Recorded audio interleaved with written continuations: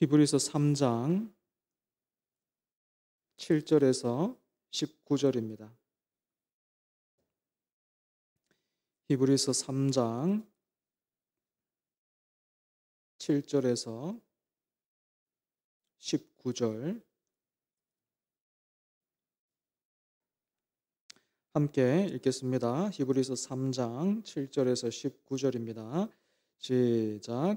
그러므로 성령이 이르신 바와 같이 오늘 너희가 그의 음성을 듣거든 광야에서 시험하던 날에 거역하던 것 같이 너희 마음을 완고하게 하지 말라. 거기서 너희 열조가 나를 시험하여 증언하고 40년 동안 나의 행사를 보았느니라.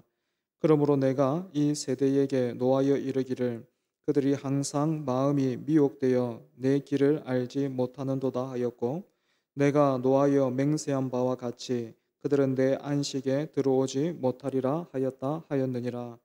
형제들아, 너희는 삼가 혹 너희 중에 누가 믿지 아니하는 악한 마음을 품고 살아계신 하나님에게서 떨어질까 조심할 것이요, 오직 오늘이라 일컫는 동안에 매일 피차 권면하여 너희 중에 누구든지 죄의 유혹으로 완고하게 되지 않도록 하라.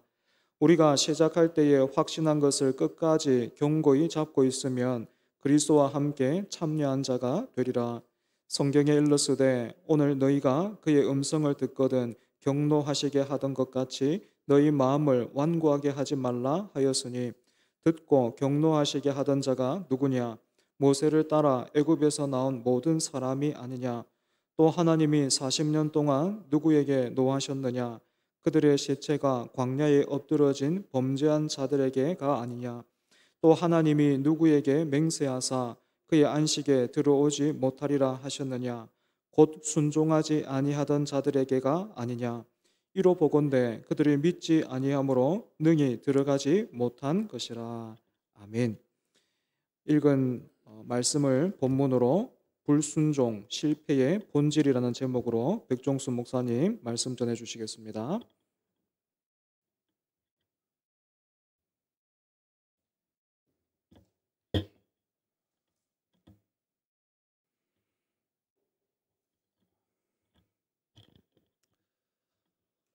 무더운 이 여름을 또 하루하루 잘 버텨내고 계시는 우리 성도님들에게 오늘 선포되어지는 하나님의 말씀이 큰 위로와 소망이 되기를 주님의 이름으로 축복합니다. 여러분들은 말씀과 경험 이 두 가지 중에서 우리의 신앙에 더 우선이 되는 것은 무엇이라고 생각을 하십니까? 너무 뻔한 질문 같은데요. 저는 어릴 적부터 우리 교회가 속해 있는 합동교단에서 신앙생활을 했고요. 또 보수신학교라고 할 수 있는 총신대학원을 졸업했는데, 이곳들의 특징이 있다면 다른 무엇보다도 말씀을 중요시한다는 것, 그것이 특징입니다. 개혁신학의 이 전통을 강조하다 보니까 자연스럽게 성경을 다른 무엇보다도 우선순위에 두게 됩니다. 이 종교개혁자들의 슬로건에도 오직 성경, 솔라 스크립추라라는 말이 있지 않겠습니까? 저는 그런 개혁신학, 보수신학의 영향을 받아왔기 때문에 말씀과 경험, 그 둘 중에 무엇이 우선입니까? 라고 누군가가 묻는다면 주저없이 말씀입니다, 성경입니다 라고 대답할 것입니다. 다만 경험은요, 말씀의 기준 잡혀 살아가는 우리의 신앙생활을 더 풍성하게 해주는 그런 윤활유의 역할, 활력소 같은 역할을 한다고 말할 수 있겠습니다. 사랑하는 여러분, 하나님이 어떤 분이신지, 그분이 또 우리를 향한 어떤 놀라운 구원 계획을 갖고 계신지, 또한 예수님이 우리를 위해서 어떤 희생과 아픔을 당하셨는지, 그리하여서 저와 여러분에게 어떠한 영광을 보여주셨는지, 그것을 계시하고 있는 성경을 저와 여러분의 신앙생활 가운데 가장 우선순위로, 최우선으로 삼지 않는다면 우리의 신앙은요, 건강하게 자라날 수가 없습니다. 간혹 신자들 중에 경험이 말씀 위에 있는 분들을 종종 보게 됩니다. 그래서 말씀은, 성경은 단지 내가 특별히 경험한 일들을 그냥 보충 설명하는 정도로 이렇게 주객이 전도되어 계신 분들을 종종 보게 되는데, 제가 감히 말씀드리지만 굉장히 위험한 일입니다. 경험이 우선되는 사람은요, 말씀의 권위보다 자신을 높이고 자신을 드러낼 위험이 다분합니다.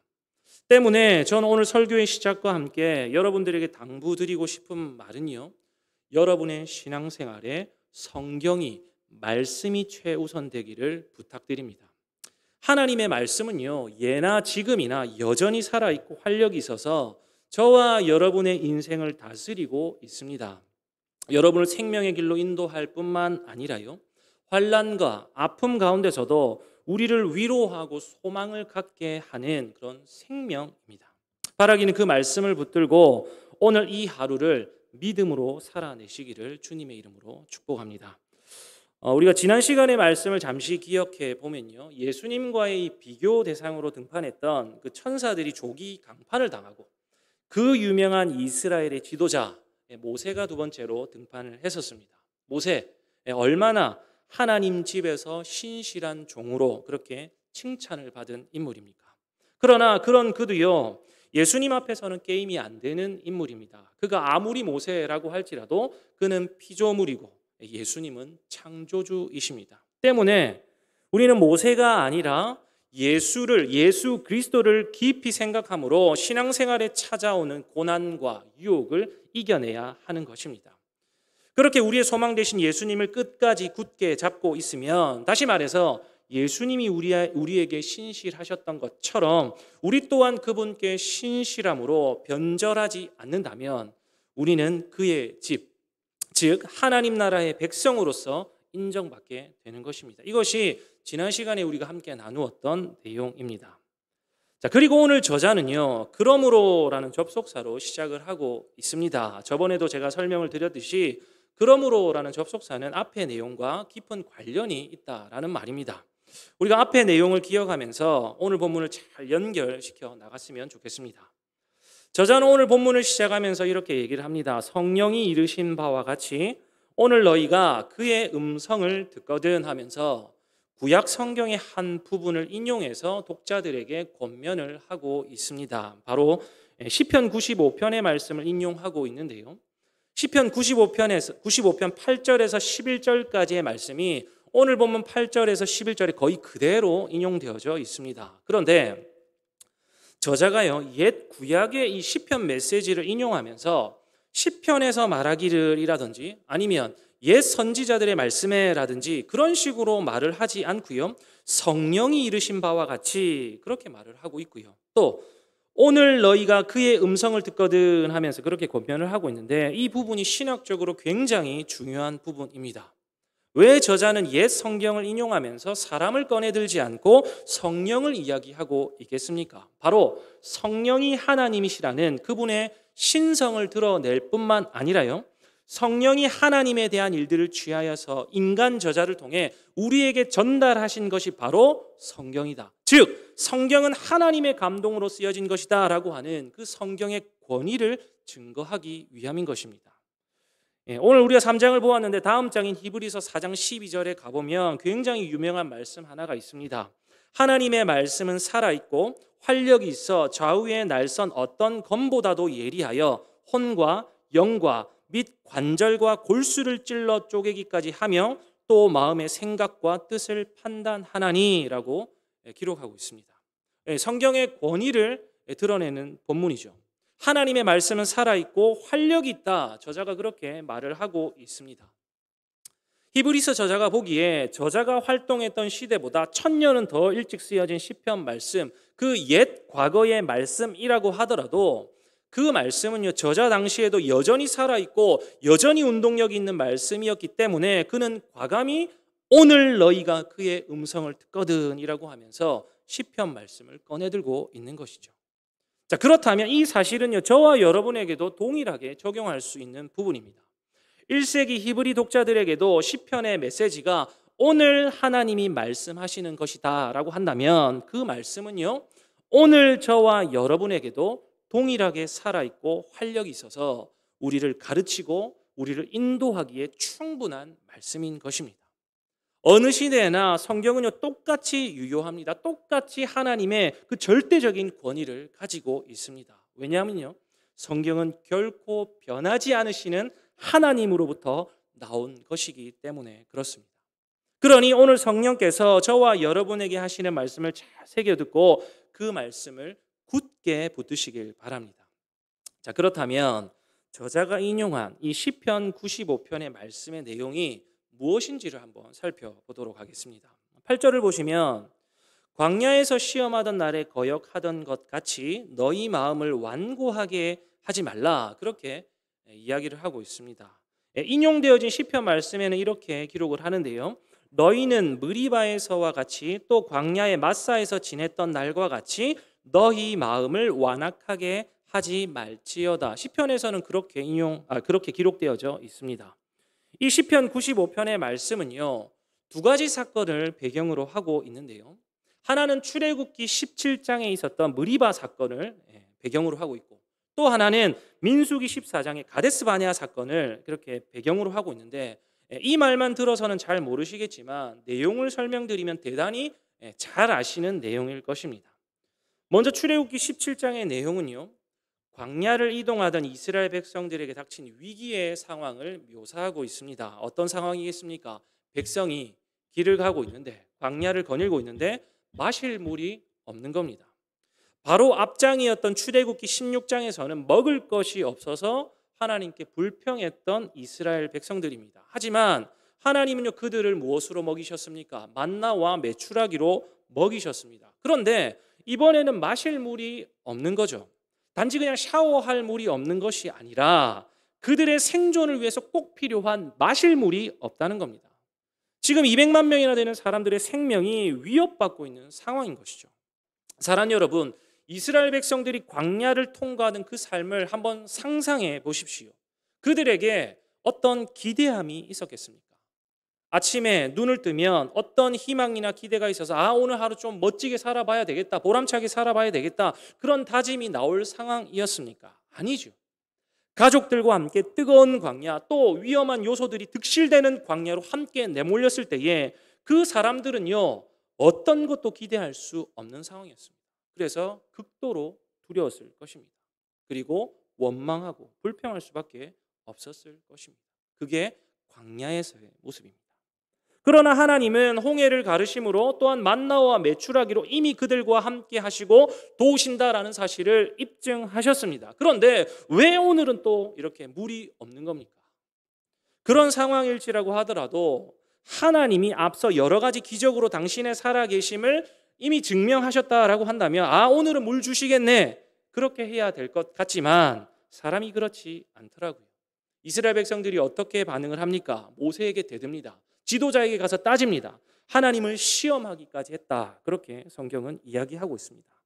그런 백성들의 반응에 모세가 무엇이라고 말을 하냐면, 하나님, 내가 이들에게 어찌하면 좋겠습니까? 조금 있으면 이 사람들이 나한테 돌 던질 것 같습니다. 그렇게 하나님 앞에 부르짖습니다.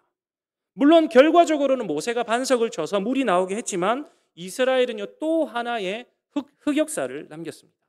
그리하여 해서 그 지명을 마사 또는 느리바라고 얘기를 했는데, 해석하면 다툼, 시험이라고 부릅니다. 출애굽기 17장을 다시 보면 이스라엘 자손이 다투었고 여호와가 우리 중에 계신가 안 계신가 시험했다, 그렇게 기록을 하고 있습니다. 그 사람들은요, 하나님이 계신가 안 계신가 이미 그런 여러 가지 증거들을 경험했음에도 불구하고 하나님이 우리 중에 계신가 안 계신가를 시험했다, 분명히 성경이 기록하고 있습니다. 자, 두 번째로 배경이 되는 내용은요, 민수기 14장의 내용입니다. 가나안 땅 정탐 내용인데요, 잘 아는 내용이십니다. 가나안 땅을 정탐하고 돌아왔던 12명의 사람들 중에서 여호수아와 갈렙만이 긍정적인 보고를 했던 그런 사건이죠. 그러나 여호수아와 갈렙의 긍정적인 보고는 깡그리 무시되고 부정적인 보고를 했던 사람들의 말 때문에 온 회중들이요, 밤새도록 통곡하면서 모세와 아론을 원망하기 시작합니다. 차라리 애굽에서 죽는 게 나았겠다, 차라리 애굽으로 다시 돌아가는 게 낫겠다 하면서 그렇게 원망을 하고 있습니다. 여호수아와 갈렙이 자기들의 옷을 찢으면서 여호와께서 우리와 함께 하시면 전혀 두렵지 않다, 그들은 우리의 먹이다, 그들은 우리의 밥이다, 그렇게 회중을 설득해도 소용이 없습니다. 이미 부정적인 보고 상황이 그들의 마음을 미혹시켰기 때문에 그렇습니다. 사랑하는 여러분, 대부분의 사람들은요, 이렇게 고난이 찾아올 때에 상황을 묵상하기 마련입니다. 하나님을 의지하던 것들을 내려놓고 상황을 바라보면서 자신이 경험했던 것에 의존하기 시작합니다. 이것이 이스라엘 백성들이 실패할 때마다 드러냈던 동일한 패턴이라고 할 수 있습니다. 출애굽기 17장이나 민수기 14장이나 하나님은 고난을 통해서 이스라엘의 마음을, 즉 그들의 믿음을 밝히시기를 원했지만 그들은요, 자신들의 믿음을 하나님 앞에 증명하는 일에 철저하게 실패했습니다. 그래서 히브리서 저자는요, 그들이 거역하던 것처럼 너희의 마음을 완고하게 하지 말아라, 히브리 독자들에게 권면하고 있는 것입니다. 구약의 이스라엘 백성들을 너희들의 반면교사로 삼아라, 그러한 권면입니다. 사랑하는 여러분, 이스라엘 백성들이 실패한 이유는 무엇이겠습니까? 9절에 보면요, 이스라엘 백성들은 40년 동안이나 하나님의 행하심을 맛본 사람들이었습니다. 그런데도 그들은 왜 실패한 겁니까? 10절 말씀해 보니까 그들의 마음이 항상 미혹되어 하나님의 길을 알지 못했기 때문에 그렇다, 그렇게 말합니다. 그들의 불신앙이 일시적인 것이 아니었다는 말이 이 항상이라는 말로 강조되어 있죠. 광야 세대는요, 사실상 누구보다 하나님의 큰 행하심을 보았고요, 피부로 느꼈음에도 불구하고 그 일을 행하시는 분이 누구신지를 제대로 배우지 않았습니다. 하나님의 길을, 그분의 뜻을 제대로 배우지 않았기 때문에 그 하나님이 누구신지를 도무지 알지 못했던 것입니다. 하나님은 그런 이스라엘 백성들에게 진노하십니다. 심지어 그들에게 우리 하나님은 맹세까지 하십니다. 어떤 맹세입니까? 내 안식에 들어오지 못할 것이다. 도대체 하나님이 맹세까지 하시면서 진노하신 이유가 무엇이겠습니까? 바로 이스라엘 백성들의 불신앙 때문에 그렇습니다. 불신앙이 무엇이겠습니까? 12절의 표현대로 하면 믿지 아니하는 악한 마음, 바로 그것이 불신앙이고요, 그 불신앙은 배도로 이어지게 됩니다. 이스라엘은 하나님이 자신들의 신이 되는 것을 거절하고 거부했습니다. 이것은 완전한 참사지요. 참되신 하나님으로부터 스스로 떠나기를 결정했던 것입니다. 항상 마음이 미혹되어서 하나님을 믿지 않고 뒤돌아섰던 결과 그들은요, 하나님의 진노의 대상, 징벌의 대상이 되어버렸습니다. 하나님의 사랑의 대상이었던 이스라엘 백성들이 불신앙 가운데 돌아서자 그들은 하나님의 진노의 대상이 되어버렸습니다. 이것이 오늘 히브리서 저자가 꺼내든 그 시편의 메시지가 전하고 있는 핵심 내용인데, 왜 저자가 굳이 이 이야기를 독자들에게 하고 있는 겁니까? 시대는 변했지만 1세기 독자들, 즉 히브리 그리스도인들이 그 옛날 이스라엘 백성들이 했던 실수를 지금도 그대로 반복하고 있기 때문에 그렇습니다. 로마의 박해와 핍박, 또 유대교로 다시 돌아오라 하는 그 유혹, 1세기 독자들은요, 또 다른 광야를 거닐고 있었습니다. 그리고 그 상황에 흔들렸던 것이죠. 그래서 저자는요, 이 시편을 통해서 보여주고 들려주고 싶은 것입니다. 사랑하는 여러분, 인간을 우리가 흔히 망각의 동물이라고 합니다. 하나님의 은혜를 경험한 사람이라고 하더라도 얼마 지나지 않아서 잊어버리는 것이 죄인된 그 인간의 실존입니다. 광야 세대가 그랬고요, 1세기 독자들이 그랬고, 오늘 저와 여러분도 사실은 그렇습니다. 우리가 왜 날마다 성경의 권위 아래로 들어가서 그것을 곱씹어서 묵상하고 읽어내야 하는 것입니까? 그것이 아니고서는 우리가 하나님의 은혜를 놓치기 때문에 그렇습니다. 우리가 당면한 이 상황과 여러 가지 현실들이 자꾸만 이미 받은 은혜를 가리우기 때문에 그렇죠. 그렇다면 우리는 도대체 어떻게 해야 되겠습니까? 어떻게 하면 이 불신앙이 아닌 참된 신앙으로 매일매일 하나님을 의존하면서 우리가 살아갈 수 있겠습니까? 우리 오늘 말씀 13절 말씀을 같이 한번 읽어보도록 하겠습니다. 시작. 오직 오늘이라 일컫는 동안에 매일 피차 권면하여 너희 중에 누구든지 죄의 유혹으로 완고하게 되지 않도록 하라. 이 권면은요, 공동체적인 권면입니다. 개인에게 하는 것이 아니라 공동체에게 하는 권면입니다. 사랑하는 여러분, 기독교 신앙은요, 개인이 아닌 공동의 노력이라고 할 수 있습니다. 오늘이라고 하는 날 동안, 즉 광야 세대가 직면했던 것 같은 위험과 시험의 하루하루를 우리가 살아가는 동안 우리는 믿음으로 살아가는 일에 주의를 기울이면서 매일같이 서로를 권면해야 되는 것입니다. 그리하여 해서 누구든지 죄의 유혹으로 인해 그 마음이 변질되고 돌아서지 않도록 조심해야 하는 것이죠.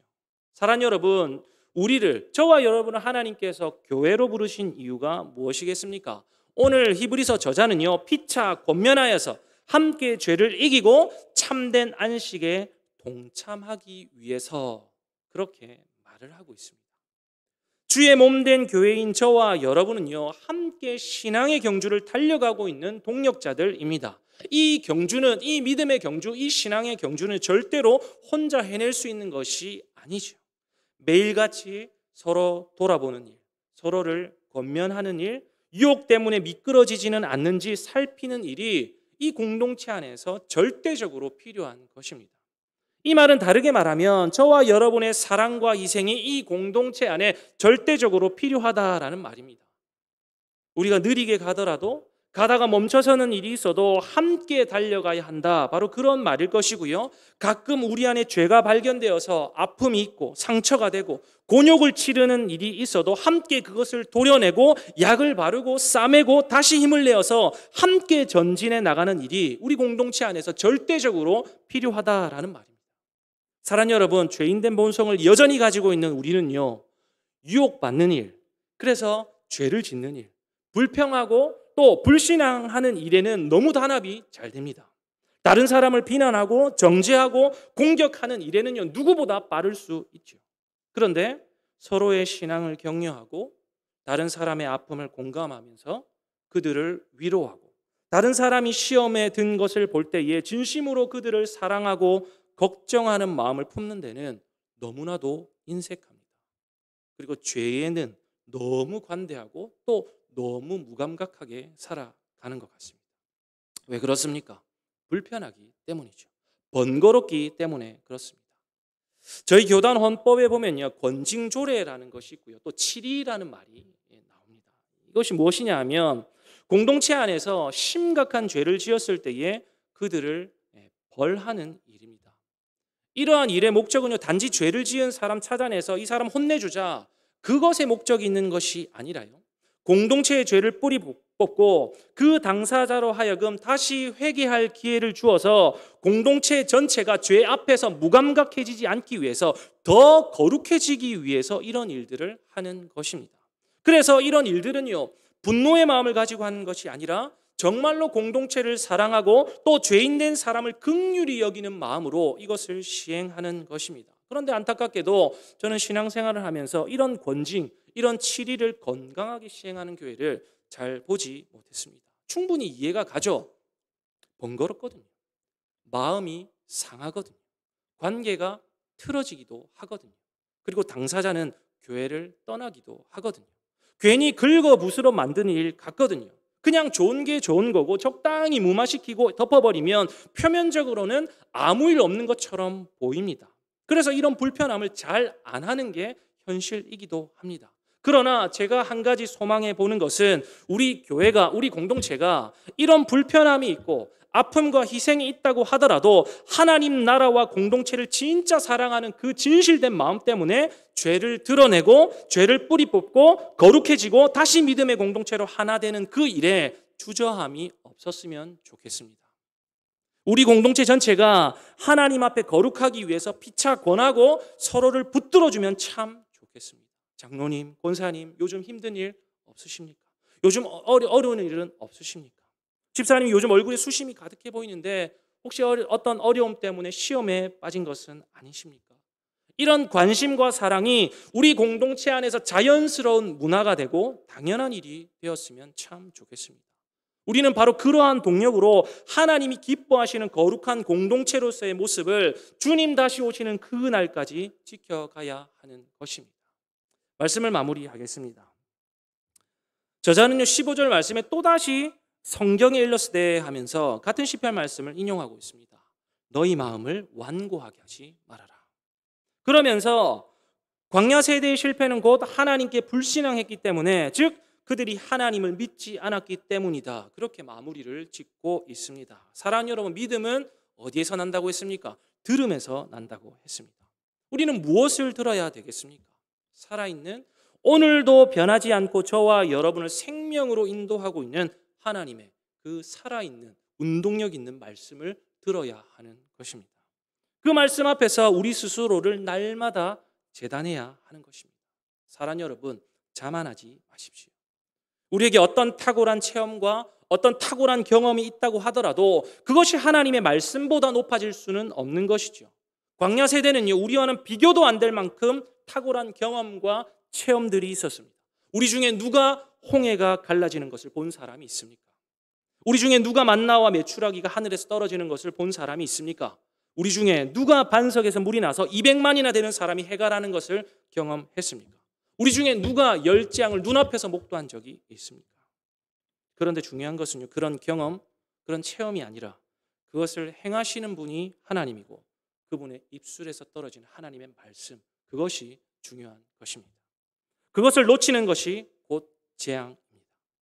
사랑 여러분, 상황을 보면요, 불평하게 되어 있고요, 불평은 곧 불신앙의 전조가 됩니다.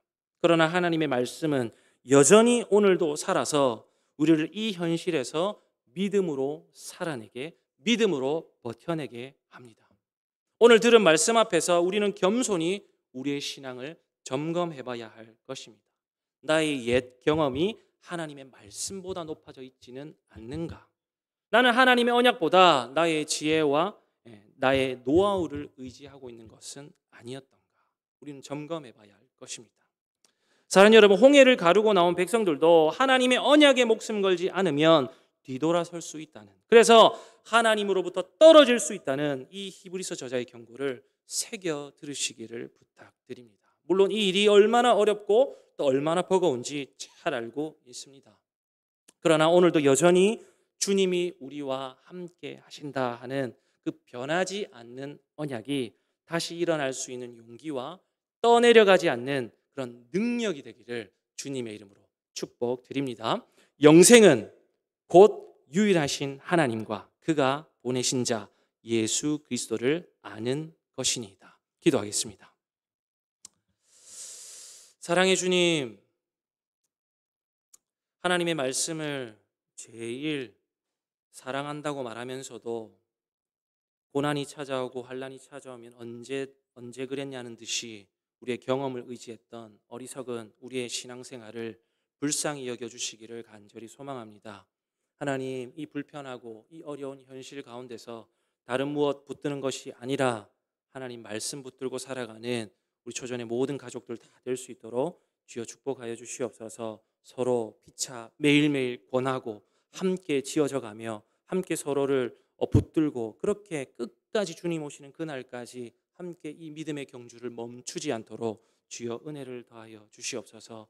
우리 성도님들 돌아갑니다. 가정에서나 직장에서나 삶의 현장 어디에서나 주님 말씀대로 살아낼 수 있도록 축복도 하여 주시고 결코 흔들리지 않는 굳건한 믿음으로 하나님 함께하여 주시옵소서. 감사드리고 예수님의 이름으로 기도드립니다. 아멘. 죽도록